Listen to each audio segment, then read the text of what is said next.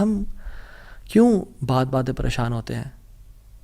کیا کمی ہے ہماری زندگی میں؟ شاید توکل کی کمی ہے، قرآن پڑھنے کی کمی ہے، عبادات کی کمی ہے، حلال اور حرام کی پرواہ کرنے کی کمی ہے، نظروں کی حفاظت کرنے کی کمی ہے. ہماری زندگی میں کچھ کمی ہے جس کی وجہ سے ہم اللہ تعالیٰ کے اس اللہ تعالیٰ کے ناموں کی وجہ سے ہم we are not living to our fullest. اللہ تعالیٰ کے نام جس کی جو مسلمان جانتا ہو کہ میرا رب میں یہ کوالٹیز ہیں، اور یہ تو صرف 3 ہیں اور ہزاروں ہیں اس کے علاوہ، وہ کیسے بات پریشان ہو سکتا ہے؟ وہ کیسے انزائٹیز اور پریشانی سے گزر سکتا ہے؟ اس کو پتہ کہ میرا رب ہر چیز پر قادر ہے. قُلْ هُوَ الْقَادِرُ عَلَىٰ أَن يَبْعَثَ عَلَيْكُمْ عَذَابًا مِّن فَوْقِكُمْ. وہ قادر ہے کہ اس بات پہ کہ تم پہ عذاب لے آئے. إِنَّ الْمُتَّقِينَ فِي جَنَّاتٍ وَنَحَرٍ فِي مَقْعَدِ صِدْقٍ عِندَ مَلِيكٍ مُقْتَدِرٍ. عند ملیک مقتدر، وہ مقتدر بھی ہے، وہ ہر چیز پر قادر ہے. تبارک الذی بیدہ الملک وہو علی کل شیء قدیر. وہو علی کل شیء قدیر، وہ قادر بھی ہے، قدیر بھی ہے، مقتدر بھی ہے. تو پریشانی کس بات کی ہے؟ جب ہمارا رب ہے اور وہ ہر چیز کو کنٹرول کر سکتا ہے، اور ہم اگر اللہ والے بن جائیں تو پھر آپ یقین جانیں کوئی مسئلہ نہیں رہے گا. ہر پریشانی کو وہ آسانی میں ایسے بدل سکتا ہے. اس نے صرف کن کہنا، وہ بدل جائے گا. صرف ہماری نیت صاف ہونی چاہیے، نمبر 1. اور number 2، second principle to live a wonderful life and to live a happy life is, جو بھی نیکی کریں اس کی اجر کی امید صرف اللہ سے رکھیں. پھر دیکھیں اللہ کی قدرت کے مناظر کیسے دکھاتا ہے آپ کو. پہلی پرنسپل کیا تھا؟ اپنی نیت کو ہمیشہ صاف رکھیں، اللہ تعالیٰ کے لیے کام کرنا، جھوٹ نہیں بولنا، دھوکہ نہیں دینا، فریب نہیں کرنا. ہم نے اللہ کے لیے اپنے ہر کام کو کرنا ہے، اللہ کی رضا کے لیے کرنا ہے. دوسری چیز، نیکی کے اجر کی امید صرف اللہ سے رکھنی ہے ہم نے. اور پھر دیکھیں اللہ تعالیٰ کیسے آپ کے دروازے کھول دیتا ہے. ایک میں آپ کو سچا واقعہ سناتا ہوں کہ اگر انسان اگر نیکی کرے نا کسی کے ساتھ، یا اللہ تعالیٰ کے سامنے نیکی کرے، تو لوگوں سے امیدیں رکھیں لوگ مجھے واہ واہ کریں، بڑا نیک انسان ہے، بڑا دین کام کر رہا ہے، بڑا عبادت گزار ہے، یا بڑا نہ صرف اللہ سے امید رکھیں. یہ 9 ہجری کی بات ہے، اور اس میں ایک کتاب لکھی گئی شذرات الذہب فی اخبار من ذہب، اور اس میں ایک شخص کا واقعہ آتا ہے، ابو بکر بن عبد الباقی کا رحمہ اللہ. نوجوان تھے بالکل. انہوں نے وہ بیت اللہ گئے، اور جب وہاں گئے تو انہوں نے اپنا سارا فریضہ سر انجام دیا. کچھ دن گزرے تو وہ he was not very rich. ان کا راشن جو تھا وہ ختم ہو گیا، اور جب راشن ختم ہوا تو بھوک اور پیاس کا عالم. مکہ کے ایک دن گلی میں جا رہے تھے تو ان کو نا ایک پیکٹ ملا. انہوں نے اس پیکٹ کو اٹھایا، تھوڑا ہیوی تھا وہ. انہوں نے کہا چلو میں کمرے میں جاتا ہوں اور دیکھتا ہوں کیا ہے اس میں. کمرے میں گئے تو ایک ایسا ہار تھا جو کہتے ہیں میں نے آج تک نہیں دیکھا تھا. It was very unique, it was very precious. کہتے ہیں کہ میں بڑا حیران ہوا یہ کس کا ہوگا. خیر الٹیمیٹلی میں نکلا اپنے کمرے سے باہر، حرم کی طرف آ رہا تھا، تو مکہ کی گلیوں میں میں نے ایک دیکھا، ایک شیخ یعنی ایک بزرگ انسان تھا جس کے ہاتھ میں 500 دینار تھے، اور وہ اناؤنسمنٹس کر رہے تھے کہ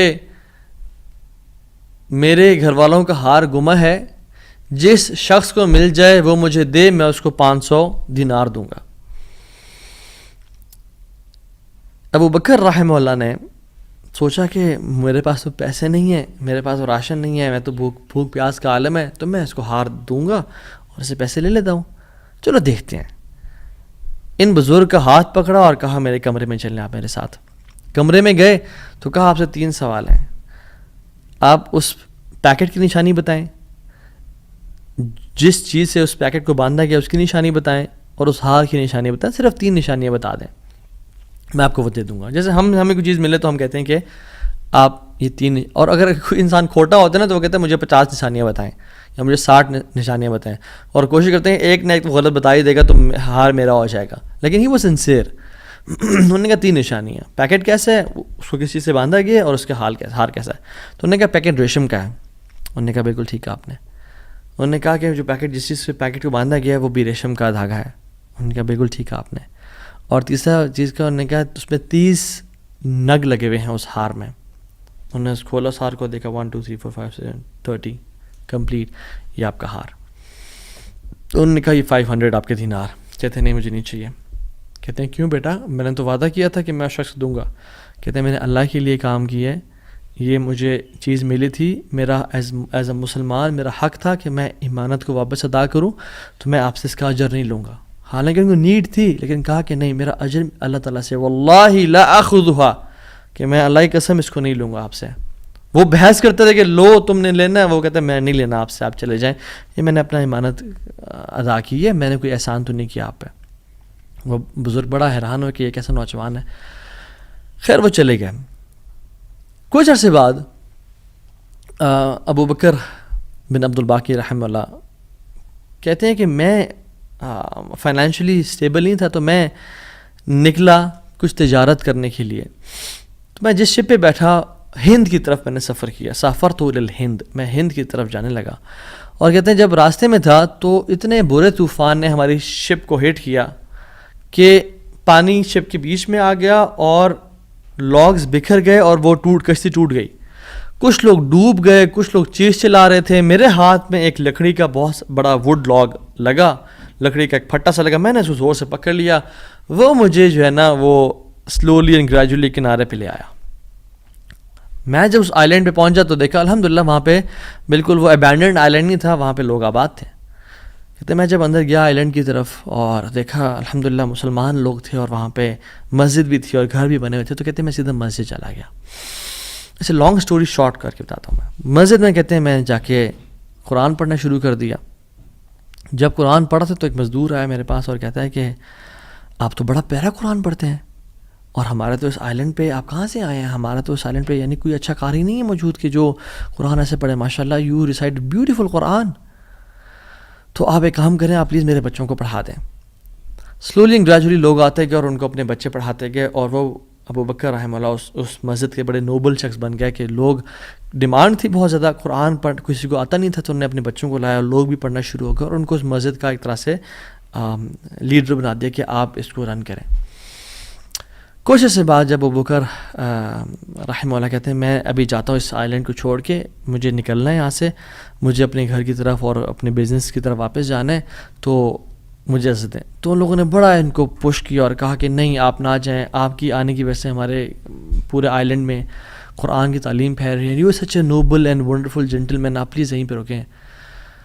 تو انہوں نے کہا کہ نہیں بھائی میری لائف ہے, میں نے شادی بھی کرنی ہے اور سب. کہتے ہیں ہم آپ کو یہاں پہ رہائش دیں گے, ہم آپ کو یہاں پہ شادی کرائیں گے آپ کی, آپ یہاں پہ رکیں. تو انہوں نے کہا چلو ٹھیک ہے, اگر میرا معاش کا سلسلہ چل پڑتا ہے قرآن کو پڑھا کے اور باقی کام شام کر کے, اور مجھے گھر اور بیوی مل جاتی ہے, تو I can think to live here. انہوں نے ان کی شادی کر دی ایک عورت سے, اور کہا کہ یتیم لڑکی ہے اس سے آپ کی ہم شادی کرتے ہیں. ہے تو وہ یتیم لیکن ہے بڑی مالدار وہ, کیونکہ اس کا باپ جو تھا وہ بڑا رچ انسان تھا. انہوں نے کہا ٹھیک ہے. جب ان کا نکاح ہوا اور اس لڑکی کے پاس جب آ کے بیٹھے, یعنی جو فرسٹ نائٹ, جب اس لڑکی کو دیکھا اور اس سے گلے پہ نظر پڑی تو وہ حیران ہو گئے. یہ دیکھے کہ جو مکہ کی گلیوں میں ان کو جو ایک نیکلیس ملا تھا وہ اس لڑکی نے اپنے گلے میں پہنا ہوا ہے. وہ بڑے حیران اور پریشان ہو گئے. کچھ ٹائم بعد جب لوگوں نے پوچھا سب معاملات ٹھیک ہیں, سب سیٹ ہے, کوئی مسئلہ پریشانی تو نہیں, کہتے ہیں کہ سب ٹھیک ہے الحمدللہ. ایک چیز میرے ذہن میں ہے جو جس کا جواب نہیں ملا مجھے. کہتے ہیں کہ جو میری بیوی ہے, اور میں سے پوچھ بھی نہیں سکا ابھی تک کیونکہ حیا اور شرمندگی ویسے کہ یہ تم نے کہاں سے ملا, because it's very expensive necklace. کہیں اس کو یہ لگے کہ میں لالچی انسان ہوں یا میری نظر اس کے نیکلیس پہ ہے. تو یہ نیکلیس اس کو کہاں سے ملا؟ مجھے تو مکہ کی گلیوں میں ملا تھا اور میں نے ایک بزرگ انسان کو دیا تھا. وہ لوگ کیا کرنا شروع ہو گئے, فہللوا وکبروا, وہ کہہ رہے لا الہ الا اللہ, اللہ اکبر کہنا شروع ہو گئے وہ لوگ. اور کہتے ہیں کہ تم وہ نوجوان ہو. کہتے ہیں کہ اس کا باپ جو اس علاقے کا ایک بڑا انسان تھا, وہ ہمارے پورے اس علاقے میں ایک کہانی سنایا کرتا تھا کہ ایک شخص مجھے ملا, اس شخص سے زیادہ نیک انسان میں نے آج تک نہیں دیکھا, اس سے زیادہ امانت دار شخص میں نے آج تک نہیں دیکھا. وہ ہمیں ایک لڑکے کی کہانی سنایا کرتا تھا کہ ایسے سے اس کو نیکلیس ملا, اس نے مجھ سے پیسے نہیں لیے اور مجھے وہ اتنا قیمتی ہار واپس دے دیا. اور وہ باپ اللہ کا نہیں گولی, وہ دعا کیا کرتا کہ یا رب میری بیٹی کی شادی اس بندے سے کروا دے یا رب جس نے مجھے وہ ہار ڈھونڈ کے دیا تھا. اور آج آپ یہاں پہ آ گئے, اللہ تعالیٰ کیسے آپ کو یہاں پہ لے کے آیا. اور وہ بڑا حیران ہوئے کہ سبحان اللہ کس طرح سے انہوں نے ہار اللہ کے لیے دیا اور اس کا اجر صرف اللہ سے کی امید رکھی, اور اللہ تعالیٰ نے کہاں کہاں سے لا کے ان کو یہاں پہ ان کی شادی کروائی اور ان کی لائف کو سیٹل کیا, اور ہار بھی ان کو واپس لوٹا دیا. اور سبحان اللہ انہوں نے کتنے دینار کو دھتکارا تھا اور ریجیکٹ کیا تھا, 500 دینار کو. کہتے ہیں کہ مجھے ایک ٹائم میں لائف کے ہمیں ضرورت پڑی ہسبینڈ وائف کو, تو ہم نے کہا کہ اس ہار کو بیچ دیتے ہیں. جب اس ہار کو ہم نے بیچا تو اس کے 5 لاکھ دینار ہمیں ملے, 5 لاکھ دینار اس کو ملے. یعنی سبحان اللہ 500 کو انکار کیا اور اللہ تعالیٰ نے 5 لاکھ دینار واپس کر دیے. ہار بھی دے دیا, ہار والی بھی دے دی, سیٹل بھی کر دیا لائف کو. ان اللہ علی کل شیء قدیر, اللہ تعالیٰ ہر چیز پر قادر ہے, اس کے لیے کچھ مشکل نہیں ہے میرے بھائیوں اور میری بہنوں. آپ کی لائف میں پریشانیاں ہیں, مشکلات ہیں, زندگی تنگ ہے, آپ اللہ کو اس کے ناموں سے پکاریں, آپ اپنی نیت ٹھیک کریں, آپ اپنے اجر کا سوال لوگوں سے نہ کریں, صرف اللہ سے امید رکھیں, پھر دیکھیں آپ کی زندگی کس طرح سے آسان ہوتی ہے.